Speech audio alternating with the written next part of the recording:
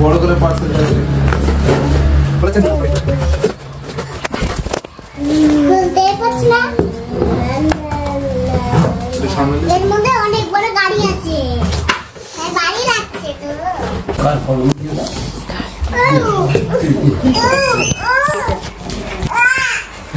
কি আছে খুলো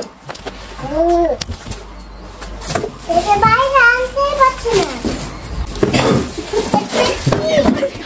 আবার চান করার এটা আমি চান করা তুই তো বসে স্নান করবি তুই এটা কি জল দেখবে তুই চান লোকের সাথে